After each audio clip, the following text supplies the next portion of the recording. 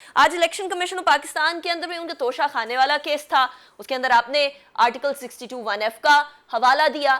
یہ قانون کو سیاست کے حوالے سے یا قانونی کیسز کو سیاست میں استعمال کیا جا رہا ہے، یا پھر یہ واقعی میں پولیٹیکل وکٹمائزیشن سے ہٹ کے قانونی نکات، اصل قانونی نکات کوئی اپنی وجہ یا گراؤنڈ یا فاؤنڈیشن رکھتے ہیں؟ دیکھیں، جہاں تک یہ توشہ خانہ کا کیس ہے اور اس سے پہلے بھی کچھ کیس فائل ہوئے ہیں، جس طرح یہ ایف آئی آر درج کی گئی تھی ایک سپیچ پہ ٹیررزم، اینٹی ٹیررزم کی، جس پہ آج ہائی کورٹ نے فیصلہ کیا۔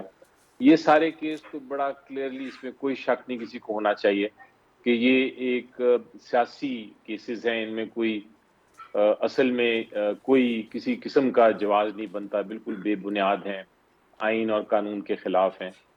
توشہ خانہ کا کیس مثلا آپ کو میں بتاتا ہوں کیا ہے، اس سے آپ کو سمجھ آ جائے گی کہ یہ کیس کیوں فائل کیا گیا۔ کیس انہوں نے یہ کہا، اسپیکر صاحب نے بھیجا الیکشن کمیشن آف پاکستان کو کہ جناب جو گفٹس تھے جو توشہ خانہ کے خریدے، ایک تو ان کے پیسے نہیں دیے، دوسرا ان کو ڈکلیئر نہیں کیا جو اسٹیٹمنٹ فائل کرنی ہوتی ہے الیکشن کمیشن آف پاکستان کے سامنے، اور تیسرا ان کو اپنے ٹیکس ریٹرنز میں شو نہیں کیا، ڈکلیئر نہیں کیا۔ تو یہ اس لیے انہوں نے کہا کہ آرٹیکل 62(1)(f) کے تحت وہ نااہل ہو گئے، وہ صادق اور امین نہیں رہے۔ یہ ریفرنس تھا۔ اب الیکشن کمیشن آف پاکستان کے سامنے سب سے پہلے تو ہم نے چلان پیش کر دیے، جس کے تحت یہ نظر آتا ہے کہ ہر گفٹ جو لیا اس کے پیسے دیے۔ پھر انکم ٹیکس ریٹرنز فائل کر دیے، جس میں یہ دکھایا گیا کہ جتنے گفٹ لیے اور اگر ان میں سے کوئی بیچے تو ان کی جو رسیدات تھیں اور ان کی جو پیسے آئے بینک اکاؤنٹ میں، وہ سب کچھ ڈکلیئر کیا اور انکم ٹیکس والوں نے اس کو ایکسیپٹ کیا۔